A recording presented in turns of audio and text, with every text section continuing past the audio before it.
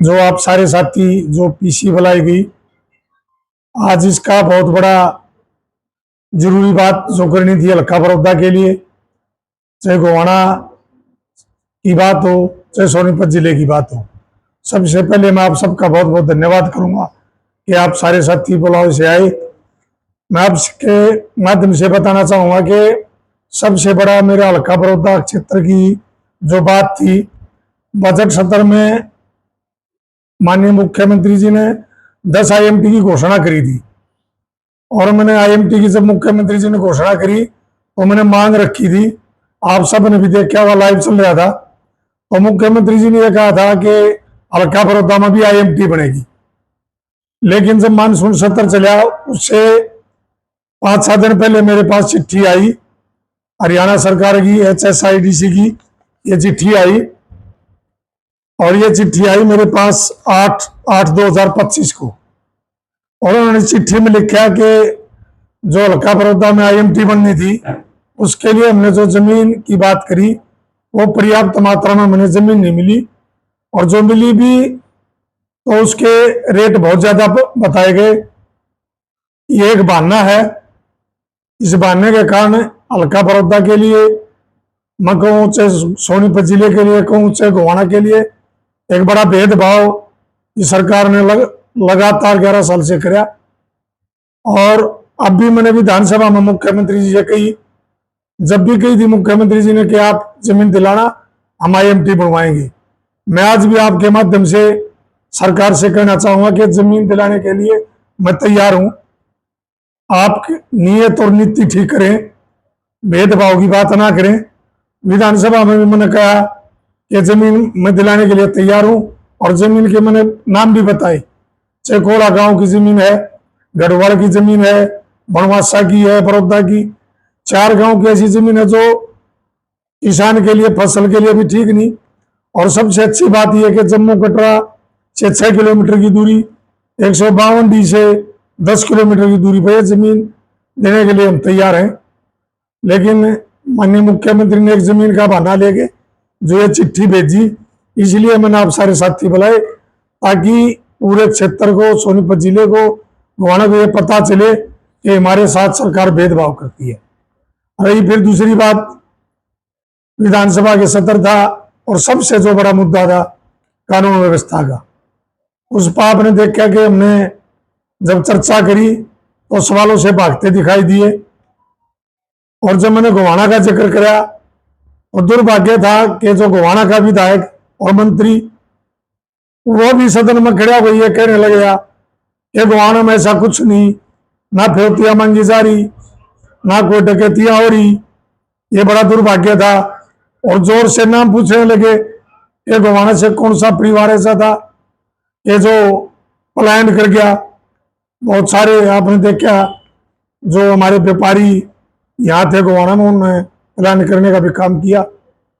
और ये गोवाना क्षेत्र के लिए बहुत बड़ी दुर्भाग्य की बात है।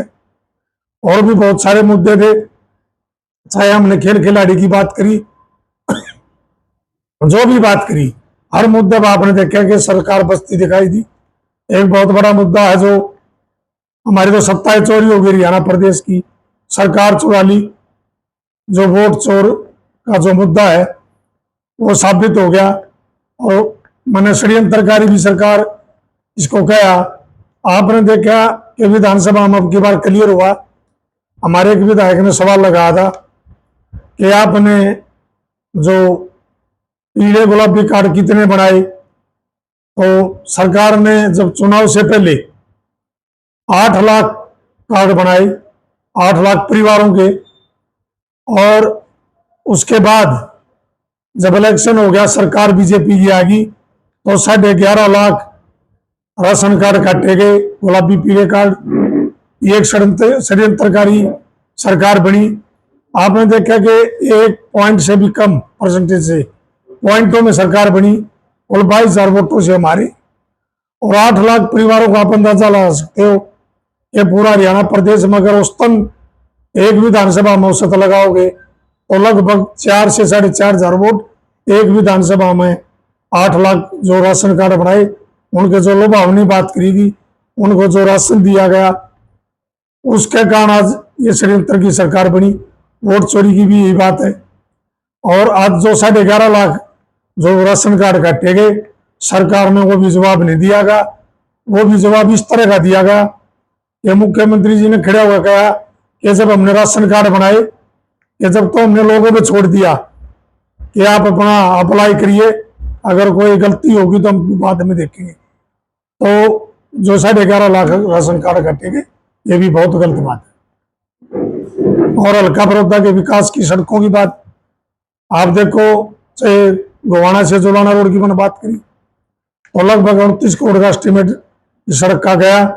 उन्होंने आश्वासन दिया कि हमें नवंबर तक सड़क का बजट देंगे और सड़क को बनाने का काम करेंगे। बहुत सारी सड़कें थी पीडब्ल्यूडी की, उनकी भी जब बात उठाई, बड़े खस्ता हालात हैं, मजबूती से बात उठाई, लेकिन सरकार कहीं न कहीं आनाकानी करने में रही, कोई भी संतुष्ट जवाब नहीं दिया। चोरी का आरोप लगा है, लेकिन बीजेपी सरकार कह रही है कि कैसे झूठे हैं वो अपना काम कर रहे हैं।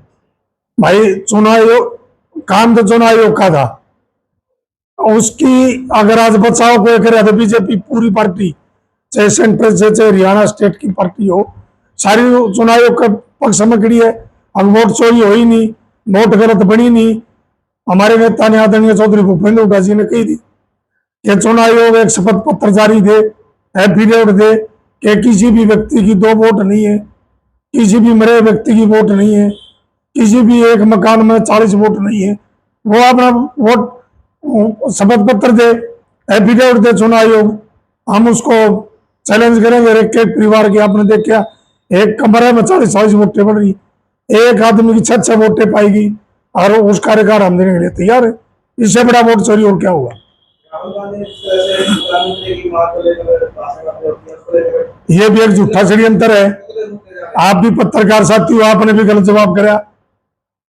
एक शब्द राहुल गांधी जी का कोई किसी भी मां के बारे में, मां सबकी मां है, और राहुल गांधी जी ने तो मां का पता, मां क्या होती है स्पीच में कहीं भी एक नहीं, मां का पता राहुल गांधी जी ने, क्योंकि उनका लालन पालन मां ने किया है। पिता उनके सर पर आशीर्वाद नहीं था। देखे आपने वो तो पूर्व के प्रधानमंत्री राजीव गांधी जी, आतंकवादियों ने उनकी मौत की, जो देश के लिए शहीद और बलिदान हुआ। एक शब्द भी नहीं अगर आपने वो बात कही, जिस व्यक्ति ने जो मां को गाली दी या मां को अभद्र बात करी, वो बीजेपी का वर्कर है। उनके बीजेपी के बड़े बड़े लीडरों के साथ फोटो है, वो क्लियर हो गया, उसका तो पूरा रिकॉर्ड आ गया। और बीजेपी का तो एक एजेंडा होता है ध्यान भटकाने का। राहुल गांधी जी ने एक बहुत बड़ी यात्रा, वोट चोरी, वोट का अधिकार, बिहार में जो प्रोग्राम किया, जो यात्रा, इतना बड़ा जन सैलाब, लाखों की संख्या में उसका समर्थन मिला, तो बीजेपी पार्टी भोगलागी।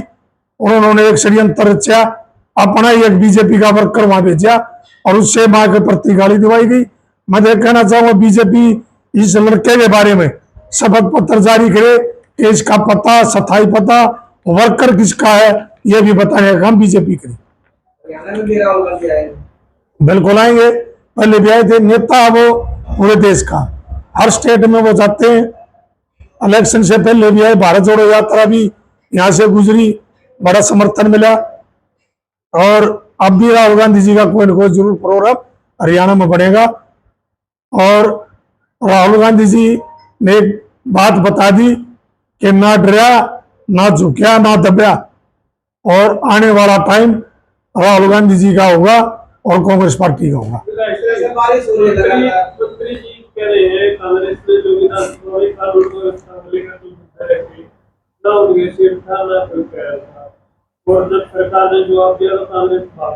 भाई शहर पर पैर क्यों नहीं था? शहर पैर तो हमने मंत्री को बताया भी था। ये मंत्री जी तो रोज बेरा लेंगे, ढाड़े चोटे कहती जिसको फरोख्ती मांगी जा रही। गोवाना में तो एक रिकॉर्ड बन गया, अगर फरोख्ती का अड्डा किया तो गोवाना में है। यहाँ की पुलिस पता नहीं क्या कर रही है। यहाँ आपने देखा जिप्सी पे जो गन लगा के पूरे गोवाना की गश्त करी जा रही है। अरे फिर भी मंत्री जी ये बात कर रहे हैं, यहाँ तो किसी रिकॉर्ड की जरूरत नहीं, किसी को प्रमाण पत्र की जरूरत नहीं। गोवाना में तो कश्मीर जैसे हालात हैं। और मंत्री जी ये बात करें, मंत्री जी सत्ता के चूर में है। मंत्री जी को लोगों से कोई लेना देना नहीं, लोगों से कोई समाज से कोई विकास से किसी बात से लेना देना नहीं। मंत्री जी ने तो पश्चिमी बाईपास का भी जिक्र नहीं किया विधानसभा में। मंत्री जी ने जिले की मांग नहीं रखी। मंत्री जी ने कोई भी गोहाना हल्के के विकास की बात नहीं रखी। अगर रखी तो जब मैंने कानून व्यवस्था में बात रखी तो सरकार की गुणगान करने का काम किया। मंत्री जी को ध्यान नहीं, ये है मंत्री जी का तो काम। बेमौसमी ये जो बारिश हो रही है, कई जगह फ्लड की स्थिति है हरियाणा में। हाँ बिल्कुल, जो बेमौसमी बारिश नहीं है तो मौसम की बारिश थी, मानसून है और मानसून सत्र भी चला विधानसभा का। हमने बहुत बड़ा मुद्दा है, पूरे हरियाणा प्रदेश में किसानों के जल भराव की स्थिति है और इस पर बड़ी चर्चा भी हुई, बहुत सारे प्रश्न भी लगे कई सवालों के, लेकिन सरकार के कान पर जू नहीं चली। आप पूरा विधानसभा का सत्र देखोगे, 4 दिन में लगभग 3 दिन जो जल भराव की बात उठी, लेकिन सरकार ने एक भी जवाब संतोषजनक नहीं दिया। हमने कहा कि स्पेशल गिरफ्तारी कराओ, तो उन्होंने कहा कि हम इनकी पोर्टल पर दर्ज कराओ। ये भी बता भाई, जब आप एक गद्दा पराल का दर्जा है किसान के खेत में, जब आप सैटेलाइट द्वारा किला नंबर बता दो, खसरा नंबर बता दो, मालिक का नाम बता दो, तो वो सैटेलाइट आप ये भी यूज कर लो भाई किस खेत में किस किला जल भरा है, किस किला में फसल खराब है। हमने ये बात कही, लेकिन उस बात ने मानने को तैयार नहीं। हमने किसानों को कहा भाई कम से कम 60,000 का मुआवजा दो और जहां भी जल भराव की स्थिति है वहां स्थायी प्रबंध करो, चाहे ड्रेन निकालो, चाहे सीवर लाइन की व्यवस्था करो, पंप हाउस लगाओ, लेकिन बस सरकार की ऐसी कोई मंशा हमने दिखाई नहीं दी। हमने मजबूती से लड़ाई लड़ी किसान के जल भराव की, कानून व्यवस्था की, हर बात की। सरकार एक बात कह रही है कि वो कैदी कैद काट के जाएगा, उसको एचपीआरएन के तहत नौकरी दी जाएगी, इस पर आप क्या? अच्छा, सरकार इनके है अगर कैदी जो होगा जेल में, उसको बाहर निकलने के बाद एचकेआरएन में नौकरी देगी, तो इसका मतलब फिर हमारे जो युवा हैं पहले क्राइम करो फिर जेल में जाओ, जेल से आने के बाद उसको नौकरी देंगे। ये सोच है सरकार की, ये दर्शाता है इनकी नीयत और नीति कि इन्होंने युवा के रोजगार के लिए भी एक जेल का रास्ता बता दिया। दुर्भाग्य हरियाणा प्रदेश का। और मंत्री जी ये कहना चाहूंगा कि मंत्री जी आपको सद्बुद्धि दे, जेल में ना भेज के आप सीधा रोजगार दो। युवा आज बेरोजगारी की बहुत खस्ता हालात है और आज बेरोजगारी के कारण नशे में सबसे बड़ी अगर नशे की कारण मानो तो बेरोजगारी का है। आज युवा रोजगार नहीं तो नशे की तरफ चले गए, मंत्री जेल में बेचने लग रहे हैं। अरे मंत्री जी, आपको प्रार्थना करूंगा भगवान सद्बुद्धि दे और आप अच्छी ठीक तरीके से नौकरी दें।